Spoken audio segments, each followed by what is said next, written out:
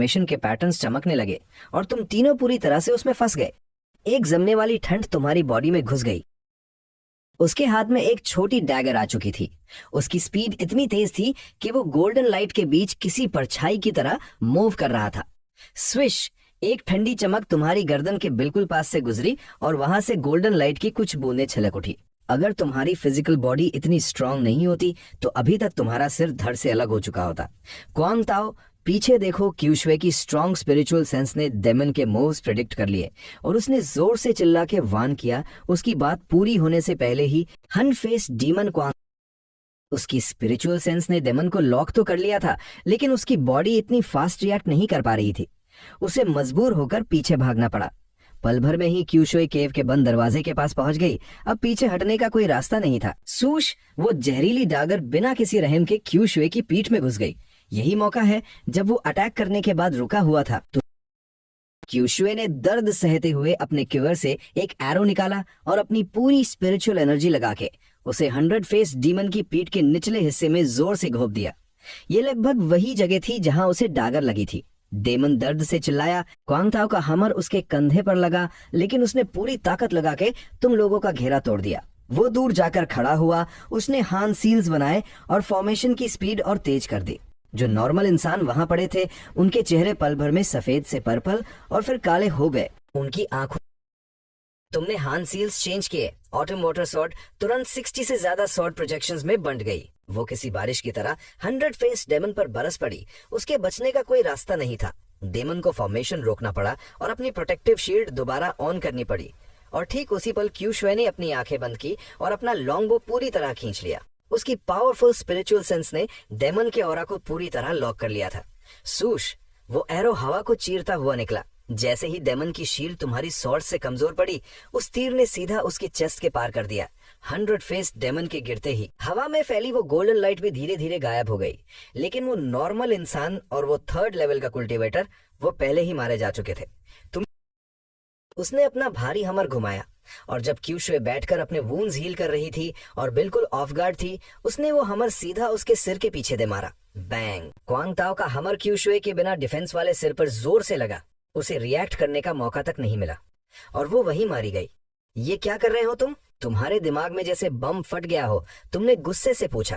Quang ताओ के चेहरे पर एक गंदी और क्रीपी स्माइल आ गई।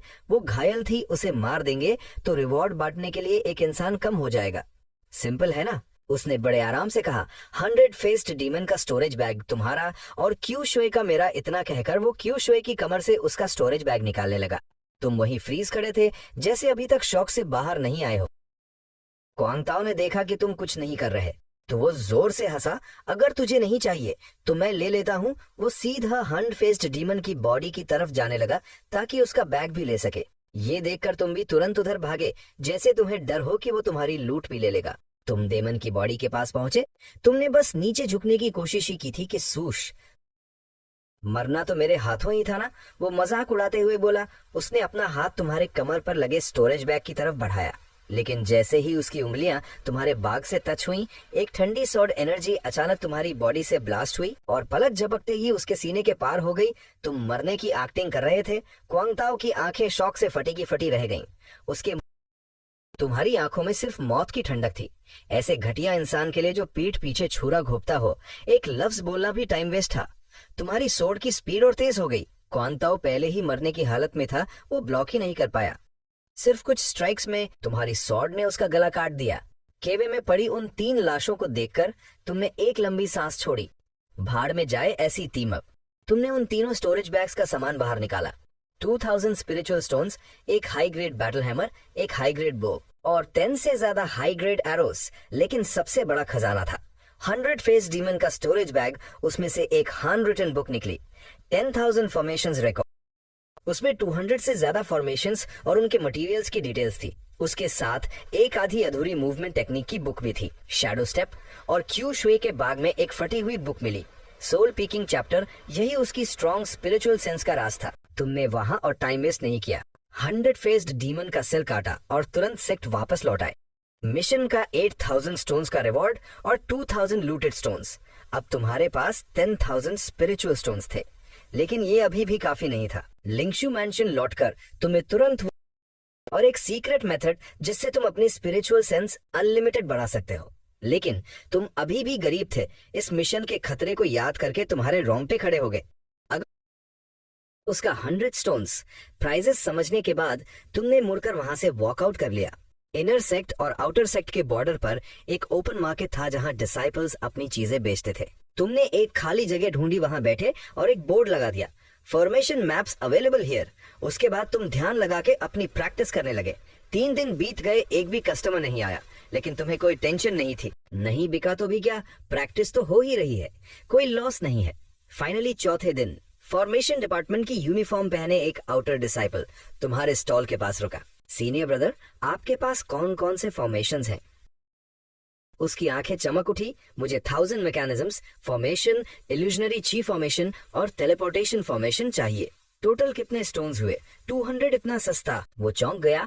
ट्रेजर पेविलियन में इन तीनों का प्राइस कम से कम 300 स्टोन्स है। उसने तुरंत पे किया, मैप्स चेक किए और 100% परफेक्ट पाकर बहुत खुश हुआ। सीनियर ब्रदर, वो सब दौड़ कर आएंगे इन्हें खरीदने। इतना कहकर वो खुशी खुशी वहां से चला गया। उसके जाते ही तुमने कागज कलम निकाला और उन तीनों फॉर्मेशन मैप्स की एक और कॉपी बना ली। तुम्हारे लिए तो ये फ्री का बिजनेस था। लगता है बाकी का इंतजाम इस ऑटम हंट ट्रायल से ही करना पड़ेगा। रात को तुम्हारे मास्टर लिंगशु जेनरेन काफी दिनों बाद वापस आए। तुम तीनों ने साथ में खाना खाया। खाने के बाद मास्टर ने तुम्हें सीरियस होकर देखा। जियान, कल ऑटम हंट ट्रायल है, शियाओ का ध्यान रखना। मास्टर टेंशन मत लीजिए। और हाँ, उन्होंने एक बहुत ही पुरानी सी शील्ड निकाली। ये एक हाई ग्रेड स्पिरिचुअल आइटम है, ब्लेजिंग सन शील्ड। इसे अपने पास रखो। याद रखना, जान बचाना सबसे जरूरी है। रैंकिंग तो बस दिखावा है, जिंदा रहोगे तभी किसी नॉर्मल स्पिरिचुअल वेपन से 10 गुना ज्यादा होती है। अगर ये तुम्हारे पास है तो ची कंडेंसेशन लेवल पर तुम प्रैक्टिकली इनविंसिबल हो। मास्टर, आप पार्शियलिटी कर रहे हैं, शियाओ ने मुंह बनाते हुए कहा। उसकी आंखों में साफ जेलसी दिख रही थी। तुमने उसे इग्नोर किया और जल्दी से ब्लेजिंग सनशील्ड को अपने स्पिरिचुअल सेंस से बॉन्ड कर लिया। उसी वक्त तुमने चुपके से ब्रेथ हाइडिंग टेक्निक का यूज किया और अपना रियल 8th लेवल कल्टीवेशन छुपाकर खुद को 6th लेवल पर दिखा दिया। सुना था ट्रायल एरिया के मॉन्स्टर्स हमेशा स्ट्रॉन्ग लोगों को पहले टारगेट करते हैं। तुम्हें पूरी तैयारी रखनी थी। अगले दिन autumn Hunt trial formally start हुआ। ची कंडेंसेशन लेवल के सारे डिसाइपल्स 9 पीक्स के साउथ में बनी एक बड़ी वैली के बाहर जमा थे। वैली के अंदर कोहरा छाया हुआ था, स्पिरिचुअल सेंस अंदर नहीं जा सकती थी। वहां खास तौर पर ट्रायल्स के लिए खूंखार इनर सेक्ट के 10 आरटी फाउंडेशन एस्टेब्लिशमेंट लेवल के बड़े कल्टीवेटर्स वैली के अंदर गए। उनका मिशन था वहां मौजूद मिस्टिक ग्रेड वुल्फ किंग को मारना। तुम, ये शियाओ, वे होंग और चिंगशुआन पीक के बाकी डिसाइपल्स वैली के ऊपर खड़े होकर शांति से इंतजार कर रहे थे। तुमने आराम से जमीन पर बैठकर क्रॉस लेग्ड पोज बनाया और कल्टीवेशन करने लगे। मेन पीक के जांग युनफान ने सबसे ज्यादा मिस्टिक ग्रेड कोर्स कलेक्ट किए और टॉप पोजीशन हासिल की। रिवॉर्ड, एक फाउंडेशन एस्टेब्लिशमेंट पिल। अब तुम ची कंडेंसेशन लेवल के डिसाइपल्स की बारी थी।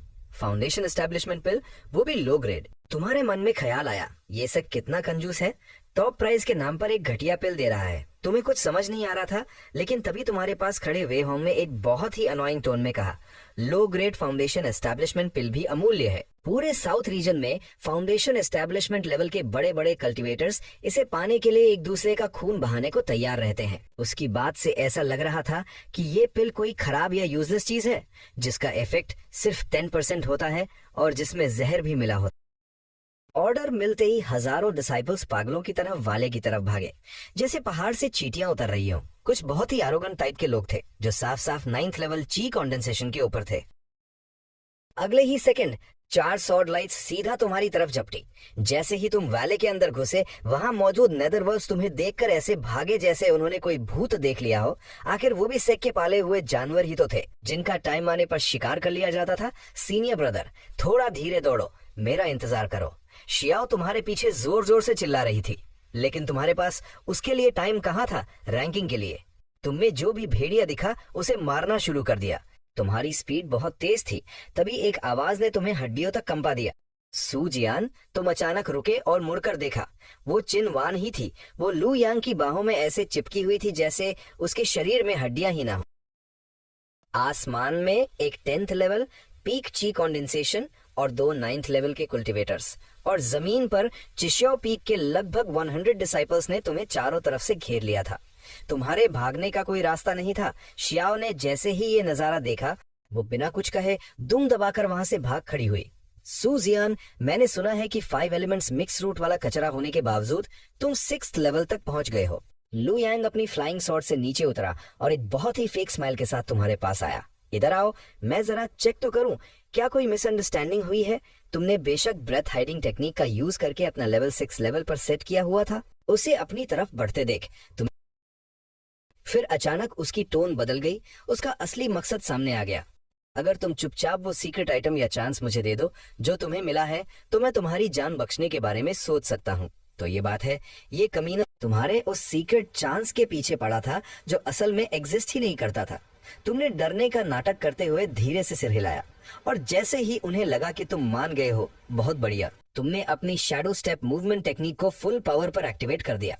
तुम्हारी स्पीड किसी गोस्ट की तरह तेज हो गई और तुम सिर्फ एक परछाई छोड़, उन्होंने तुम्हें पूरी तरह से खो दिया।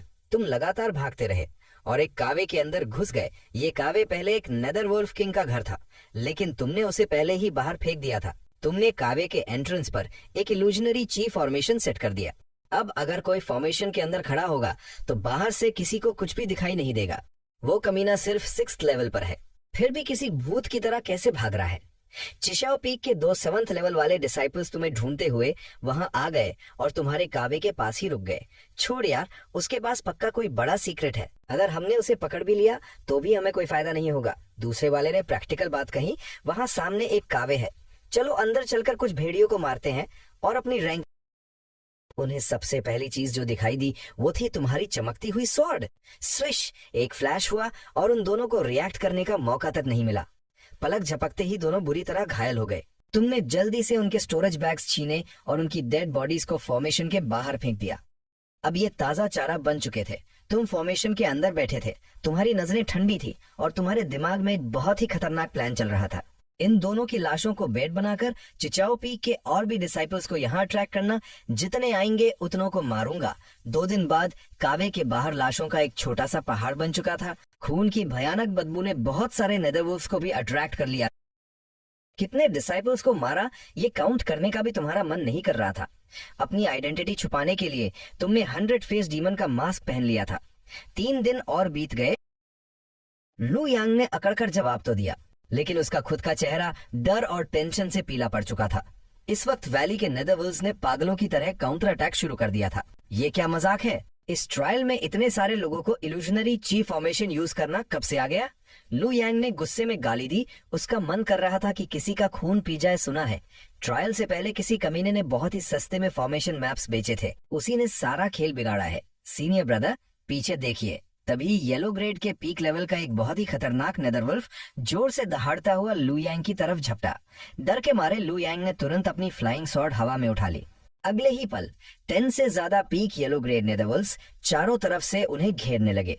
भेड़ियों का झुंड इतना बड़ा था कि वो तीनों मिलकर भी उन्हें नहीं संभाल सकते थे। लू यांग के दोनों। सीनियर ब्रदर, मुझे बचाइए। चिनवान डर के मारे जोर जोर से चिल्लाने लगी। लू यांग ने मुड़कर देखा, जमीन पर अनगिनत चमकती हुई हरी आंखें और खून के प्यासे भेड़िए उसे बाहर भेड़िए उसे पागलों की तरह नोच रहे थे, लेकिन कोई भी उस डिफेंस आइटम को तोड़ नहीं पा रहा था। क्या हम सच में जूनियर सिस्टर वानर को मरने के लिए छोड़ देंगे? एक चमचे ने डरते हुए पूछा। मुझे अब उसमें कोई इंटरेस्ट नहीं है। उसके लिए अपनी जान जोखिम में डालना बेवकूफी है, लेकिन उसका टैलेंट बहुत अच्छा है। अगर एल्डर कैंग योंग को पता चला तो वो गुस्सा नहीं होंगे।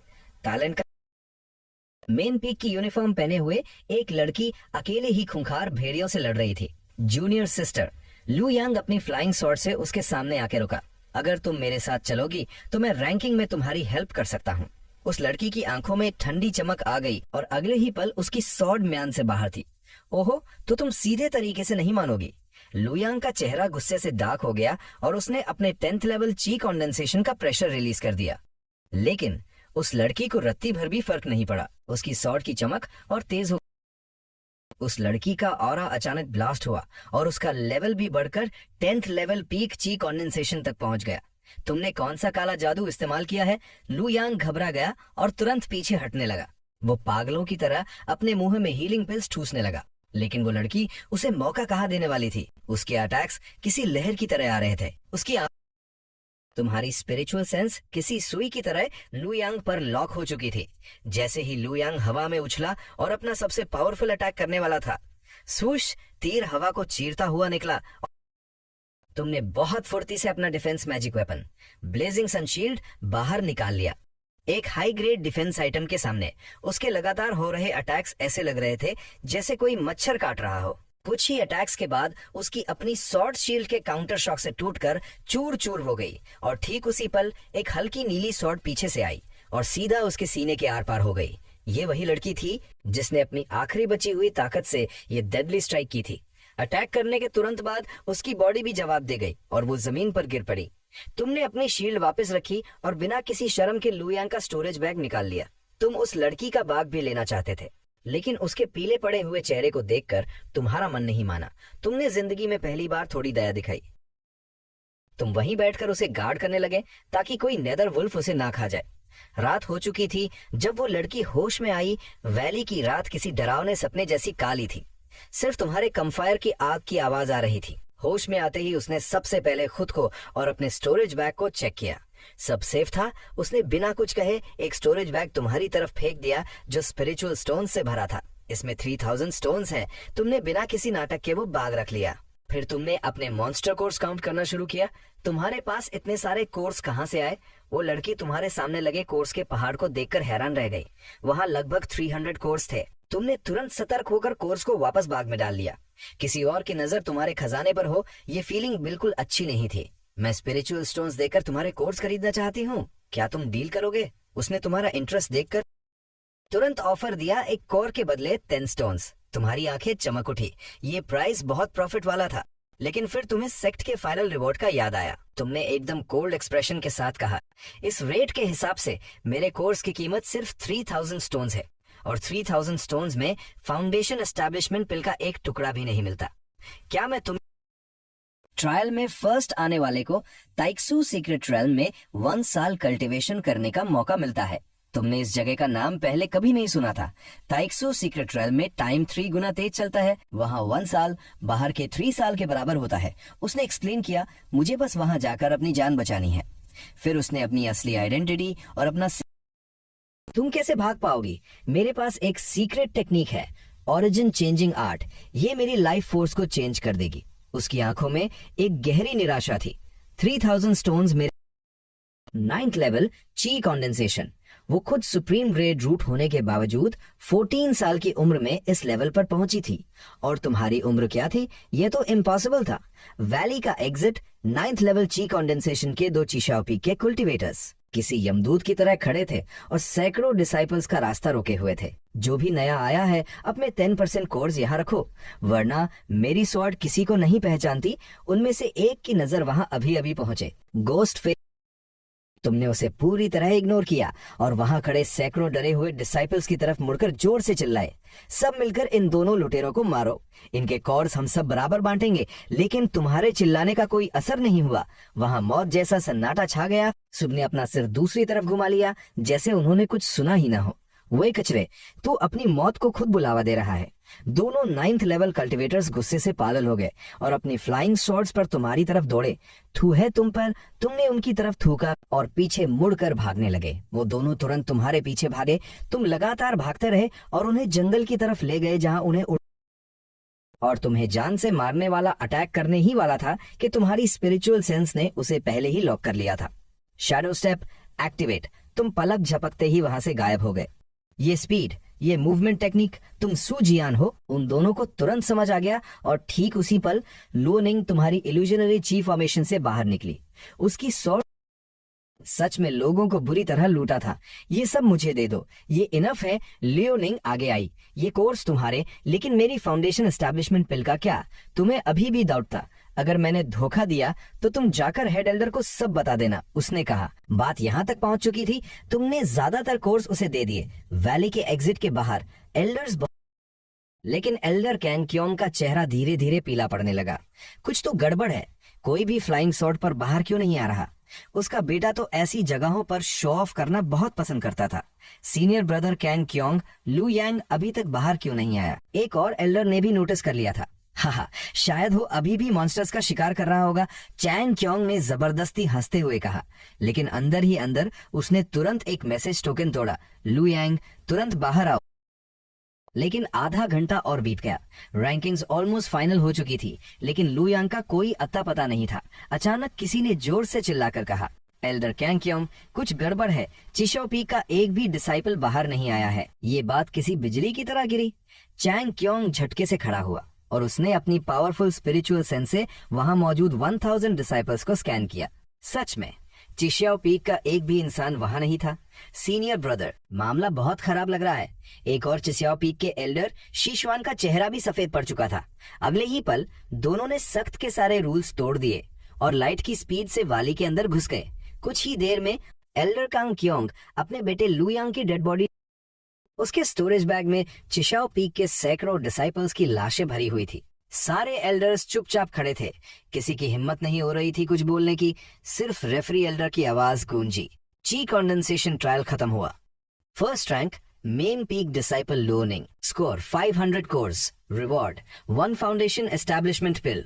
सेकंड रैंक चिंगशुआन पीक डिसाइपल सुजियान, स्कोर 450 कोर्स, रिवॉर्ड 10,000 स्टोन्स का रिवॉर्ड ले लिया। लेकिन जितनी देर में तुमने स्टोन्स को अपने बाग में डाला और उसके ऑरा को ट्रैक करके बिना कुछ सोचे उसके पीछे भागने लगे, वैले से निकलते ही वो लड़की सीधा ताइशू सीक्रेट रेल्म की तरफ उड़ गई थी। तुम 9th लेवल पर पहुंच तो गए थे, लेकिन तुमने अभी तक फ्लाइंग सॉर्ड यूज करना नहीं सीखा था, इसलिए तुम्हें अपनी मूवमेंट टेक्निक यूज करके जमीन पर ही भागना पड़ रहा था। जूनियर सिस्टर लो निंग, क्या तुम कुछ भूल नहीं रही हो? और तुरंत अपनी फ्लाइंग सॉर्ड की स्पीड और हाइट बढ़ा दी ताकि वो तुम्हारी सॉर्ड रेंज से बाहर हो सके। ये देखकर तुमने तुरंत अपना बो निकाला और उस पर लगातार तीर चलाना शुरू कर दिया, लेकिन वो बहुत दूर थी और बहुत तेज उड़ रही थी। तुम्हारे सारे तीर मिस हो गए। तुम बस वहां खड़े होकर देखते रहे और वो ताइसू सीक्रेट रेल्म के अंदर घुस गई।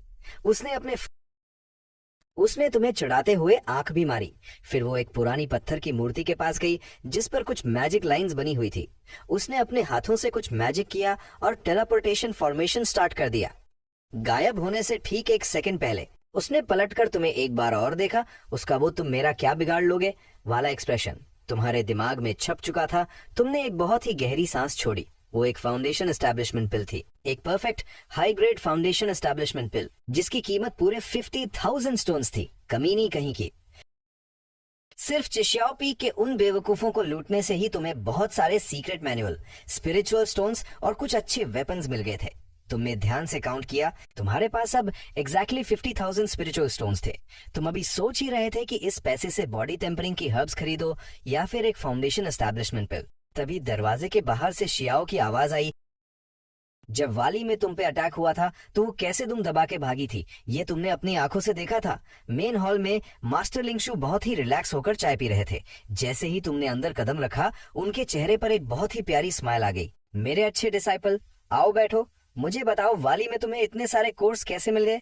तुमने एक सीट ली और बिना कोई एक्सप्रेशन चेंज किए एक बहुत ही झूठी कहानी सुनानी शुरू कर दी। तुमने खुद को एक ऐसा लकी इंसान बताया जिसे बैठे बिठाए कोर्स मिल गए, लेकिन चिजियाओ पीक के डिसाइपल्स को मारने वाली बात का तुमने एक शब्द भी नहीं बताया। अच्छा, तो मतलब चिजियाओ पीक के डिसाइपल्स के मारे जाने से तुम्हारा कोई कनेक्शन नहीं है? लिंगशु ने तुम्हें टेस्ट करते हुए पूछा। मुझ में इतनी ताकत कहाँ मास्टर कि एक भूतिया मास्क पहनी हुई औरत चिशियाओ पीक के लोगों को पागलों की तरह मार रही थी। मुझे तो लगता है कि वो इस ट्रायल की टॉपर लोइंग ही थी। तुम्हारा जवाब बिल्कुल परफेक्ट था। लिंगशु ने सिर हिलाया और फिर कोई क्रॉस क्वेश्चन नहीं किया। इसी बीच चिशियाओ पीक में इस वक्त सबसे ज्यादा भीड़ थी। सारे पीक के एल्डर्स तमाशा देखने वहां पहुंचे हुए थे। एल्डर कैंग क्योंग ने चांग क्योंग को अपने आसपास बैठे लोगों की कोई परवाह नहीं थी। उसके बेटे लू यांग की लाश वहीं जमीन पर पड़ी थी जिसे एक सफेद कपड़े से ढका गया था। वो बस एक हारे हुए इंसान की तरह अपनी बेटे की लाश के पास बैठा रो रहा था। तभी एक लड़की जिसकी आधी शक्ल पर एक बहुत ही भयानक और डरावना घाव था वहां अंदर आई। चैंग क्योंग ने जैसे ही उसे देखा, उसकी रूह कांप गई। वो डर के मारे जोर से चीखा। हे भगवान, वो कांपते हुए कोई भूत भगाने वाला मंत्र पढ़ने लगा। बहुत देर बाद जब उसकी जान में जान आई तो वो उस लड़की पर जोर से चिल्लाया, ये कौन सा मॉन्स्टर है, इसे बाहर फेंको। उसने अपना हाथ उठाया जैसे उसे अपनी मैजिक पावर से मारने ही वाला था। तभी वो लड़की जोर जोर से रोने लगी। मास्टर, मैं वाइनर हूँ। चिनवान इतना जोर से रोई कि उसके चेहरे का वो घाव फिर से खुल गया खून और आंसू मिलकर उसके चेहरे से टपकने लगे। लू यांग ने उसे मरने के लिए छोड़ दिया। उसका चेहरा बर्बाद हो गया और अब वो मास्टर जो उसे सबसे ज्यादा प्यार करता था